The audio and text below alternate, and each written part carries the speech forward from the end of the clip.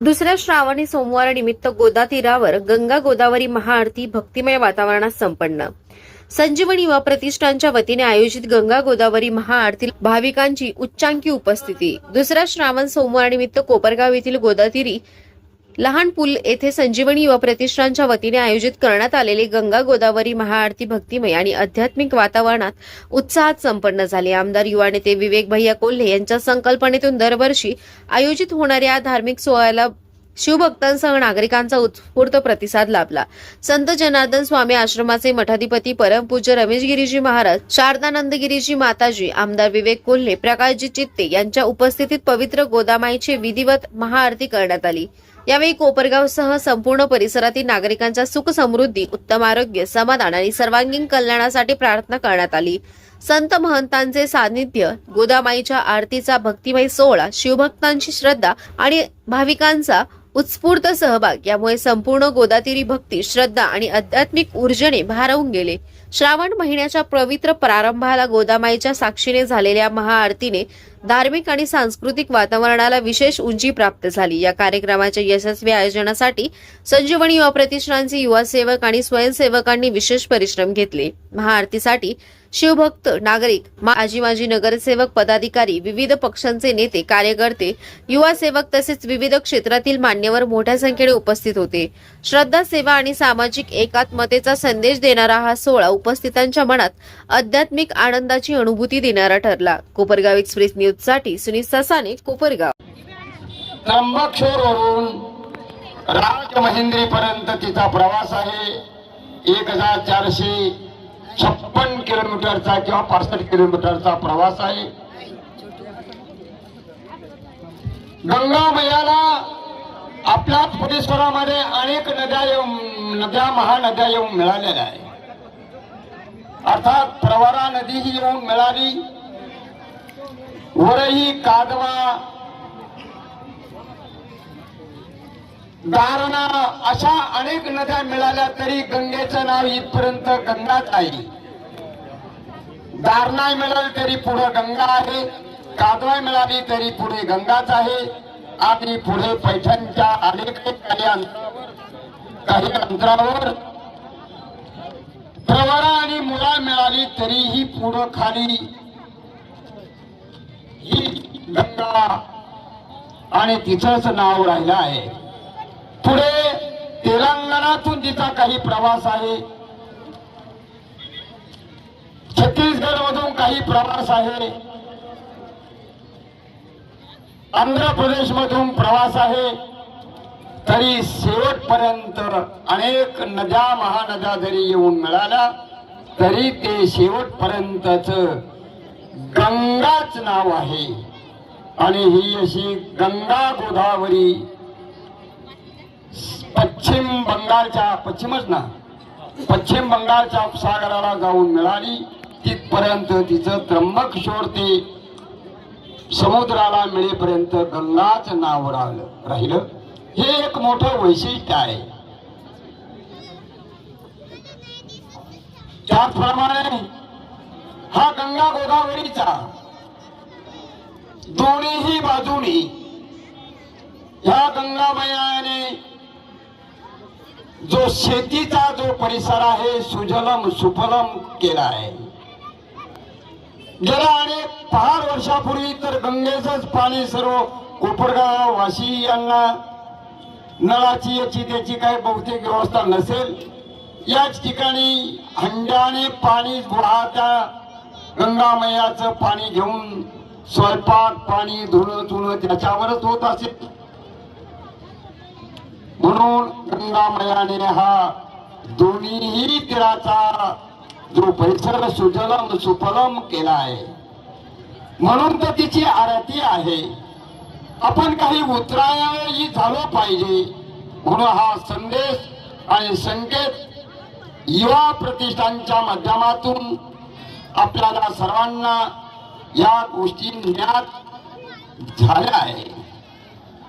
म्हणून या ठिकाणी आपल्या सर्वांना ज्ञात आहे, शुक्लेश्वर आहे, कचेश्वर आहे, सद्गुरु जनार्दन स्वामी महाराजांची समाधी आहे, पलीकडे जंगलीदास महाराजांचा आश्रम आहे, सद्गुरू सच्चिदानंद साईबाबांचा आश्रम आहे, साईबाबांची समाधी आहे, खाली रामदासी महाराजांची समाधी आहे, खाली गंगागिरी महाराज, नारायणगिरी महाराज, त्याचप्रमाणे उपासनी महाराज आणि अशा अनेक साधू संतांच्या वास्तव्य या गंगा गोदावरीच्या पवित्र पावन तीरावर आहे.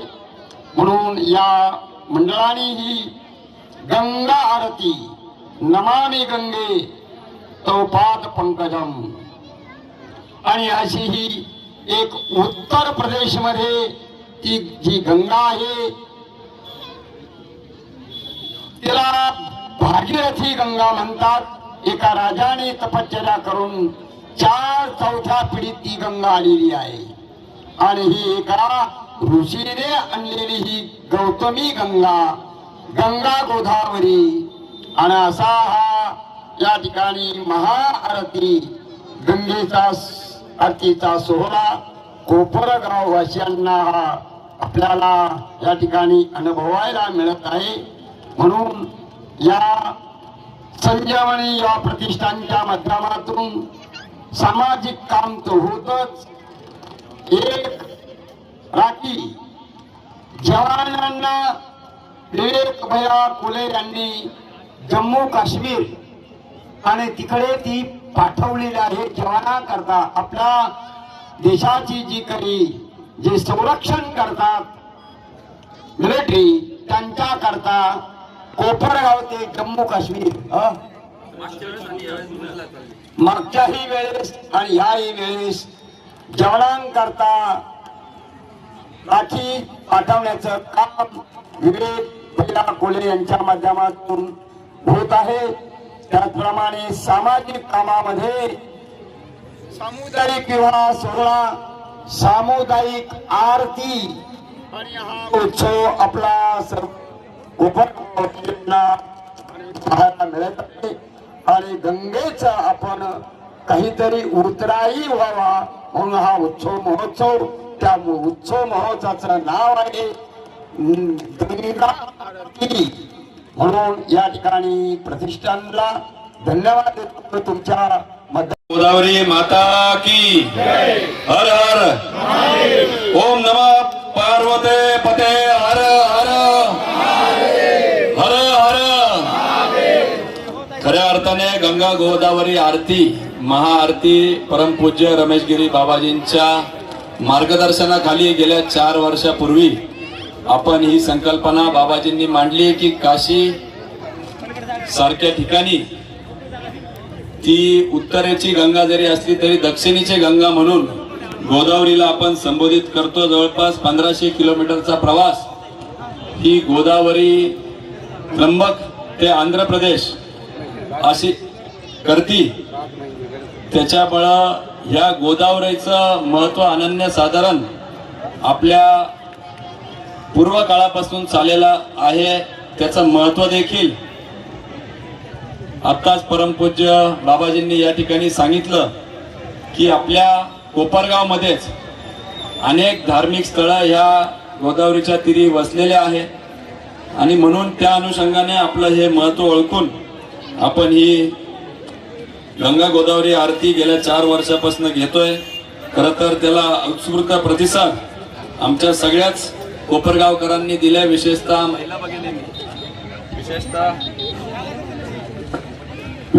महिला भगिनींनी याला मोठ्या प्रमाणे प्रतिसाद दिलेला आहे. खरं तर कुठल्याही धार्मिक कार्यक्रमाला गेलो तर महिला भगिनींची विशेष उपस्थिती असते. हजारो वर्षांपासून ही जी काय धार्मिक प्रथा संस्कार पुढच्या पिढीवर जर एका कुठल्या घटकाने केलं असेल तर घरातल्या आईनी, आजीनी, मोठ्या बहिणींनी ही केलेली आहे आणि त्यामुळं त्या महिला भगिनींसाठी देखील एकदा जोरदार टाळ्या आपण वाजवल्या पाहिजे. त्यांनी आपली परंपरा साधू संतांसहित ही टिकवण्याचं काम हजारो वर्षांपासून केलेलं आहे. याच्यापासून आपल्याला पुढच्या पिढीला गोदावरीचं महत्व, पर्यावरणपूरक पर्यावरणाचं महत्व या सगळ्या गोष्टी खरं तर देण्याचा एक छोटासा प्रयत्न आमच्या सर्व युवा सेवकांनी केला. अतिशय मेहनत खरं हे सगळे युवा सेवक घेत असता मी प्रातिनिधिक स्वरूपात अध्यक्ष म्हणून या ठिकाणी बोलतोय, परंतु या युवा सेवकांसाठी एकदा आपण टाळ्या वाजवून त्यांचेही मी आभार मानू इच्छितो. त्याचप्रमाणे या ठिकाणी शारदा माताजी देखील उपस्थित आहे, त्यांचं देखील आपण टाळ्या वाजवून सगळ्यांनी स्वागत करूया. वेळ फार झालेला आहे, आरतीचा आपला वेळ होत चाललेला आहे. मी अधिकचा वेळ न घेता खरं तर पुढच्या वर्षी कुंभमेळा येतो आहे. कुंभमेळ्याच्या दृष्टिकोनातून आपल्याकडे देखील अनेक जण शिर्डी किंवा या ठिकाणी येणार आहे, म्हणून ते घाट व्हावं याकरता आपण पूर्वीच पत्रव्यवहार केलेला आहे. निश्चितपणे त्यामध्ये आपल्या गोदावरीचं सुशोभीकरण देखील नगरपालिका किंवा राज्य सरकार असेल याच्या माध्यमातून आपण करण्याचा मानस घेतलेला आहे आणि ते देखील आपण तडीस नेऊ एवढंच या निमित्ताने सांगतो. आज या सूर्यभान पाटील वाडणे घाटावर आपण सर्वजण उपस्थित झाला त्याबद्दल पुनश्च एकदा आपले स्वागत करतो. आणि विशेष अतिथी म्हणून आपल्याला श्रीरामपूर वरून प्रकाशांना चिठ्ठे या ठिकाणी लाभलेले आहे. गेले 30-40 वर्ष खरं तर सामाजिक कार्यामध्ये ते सक्रिय असतात आणि विशेषतः आपल्या संस्कृती परंपरा या पुढच्या पिढीला अवगत झाल्या यासाठी देखील ते न्याय हक्कासाठी अनेकदा लढताना आपल्याला दिसतात. त्यांचंही मी संजीवनी युवा प्रतिष्ठानच्या वतीने या ठिकाणी स्वागत करतो. पुनश्च एकदा आपण सर्वजण आला त्याबद्दल मनपूर्वक युवा प्रतिष्ठानच्या वतीने आभार आणि विनंती करतो की आपण आरतीची लगेच या ठिकाणी तयारी करायची. आणि संजीवनी प्रतिष्ठान यांना मी सर्वप्रथम धन्यवाद देतो की आज या ठिकाणी हे 4थं वर्ष आहे. या ठिकाणी तुम्हाला आज हे 4थं वर्ष आहे, तुम्हाला काशीला नेलेलं आहे, वाराणसीला या ठिकाणी नेलेलं आहे. वाराणसीला ज्या पद्धतीनं गंगेची आरती केली जाते अगदी त्याच पद्धतीनं ही आरती या ठिकाणी साजरी होते. आणि वाराणसी या कोपरगावमध्ये निर्माण करण्याचं श्रेय खरं संजीवनी प्रतिष्ठान आणि विवेक भैया कोले यांचं आहे. या हिंदू धर्मामध्ये सण वार परंपरा चालीरीती रूढी यांना अनन्य साधारण महत्व आहे. या ठिकाणी डॉक्टर बाबासाहेब आंबेडकरांनी या भारताच्या संस्कृतीचं वर्णन करताना एक वाक्य वारंवार सांगितलं आणि प्रत्येक पुस्तकांमध्ये आणि प्रत्येक भाषणांमध्ये हे वाक्य तिथं कायम असायचं. डॉक्टर बाबासाहेब आंबेडकर असं म्हणाले की there is the deep cultural activity in India. या हिंदुस्थानचा या हिंदू संस्कृतीचा एकही दिवस असा नाही की जो ऍक्टिव्हिटी शिवाय जात नाही. मग तुम्ही एकादशी घ्या, मग आपण द्वितीया म्हणू, मग तृतीया म्हणू, मग चतुर्थी म्हणू, मग पंचमी आहे, मग पौर्णिमा आहे, मग अमावस्यापर्यंत महिन्याचे 30 दिवस हे सारे हिंदू संस्कृतीनी सकाळी उठल्यापासून घ्या तुम्ही. मग सकाळी उठल्यावर जमिनीला पाय लावताना सुद्धा भूमीची माफी मागणारा एक श्लोक आहे. भूमीची माफी मागणारा एक श्लोक आहे. जमिनीची माफी मागायची, जमिनीला हात लावायचा आणि दिवसाची सुरुवात करायची. सूर्याला अर्ध द्यायचंय सकाळी आंघोळ झाल्यानंतर, सूर्याला अर्ध द्यायचंय सकाळी आंघोळ झाल्यानंतर, संध्याकाळचं परत अर्ध आहे. मग या ठिकाणी हा जो भारत टिकून आहे तर आपण ग्रामीण भागामध्ये सगळीकडे जातो, मोठ्या प्रमाणावर सप्ते होतात. या साऱ्या सप्त्यांमध्ये चूल बंद होत नसताना पूर्ण गाव त्या ठिकाणी संपूर्णपणे चूल बंद करून त्या ठिकाणी त्या सप्त्याला येतं. सकाळी सुद्धा सगळं गाव त्या ठिकाणी एका भांड्यात शिजवलेलं अन्न खातं आणि संध्याकाळी सुद्धा त्या सप्त्यात जेवण करतं. याचं कारण असे की एका भांड्यात शिजवलेल्या अन्नाला आणि एकाच वेळी ग्रहण करणाऱ्या अन्नाला फार महत्व आहे. भावना निर्माण करण्याचा आपल्या या साऱ्या श्रावण महिन्यात किंवा वर्षभरात होणाऱ्या 7 दिवसाच्या सप्ताहांमध्ये आपण जे जेवण घेतो ते एकाच भांड्यात शिजवलेलं अन्न साऱ्या हिंदूंनी जात पात न बाळगता, कुठली अस्पृश्यता स्पृश्यता न पाहता एकाच पत्रावळीत बसून जेवायचं एकाच वेळेला. मग तो श्रीमंत असला तरी त्याच पत्रावळीत जेवणार आणि त्याला तेच अन्न त्या ठिकाणी खायला मिळणार. अशा पद्धतीचा ग्रामीण भागातली जी सप्त्याची परंपरा आहे, तर या सप्त्याच्या परंपरांमधून आणि ग्रामीण भागातल्या परंपरांमधून हा भारत या ठिकाणी टिकू नये. याला कारण आहे की या हिंदू संस्कृतीतल्या असलेल्या साऱ्या परंपरा याला या ठिकाणी कारण आहे.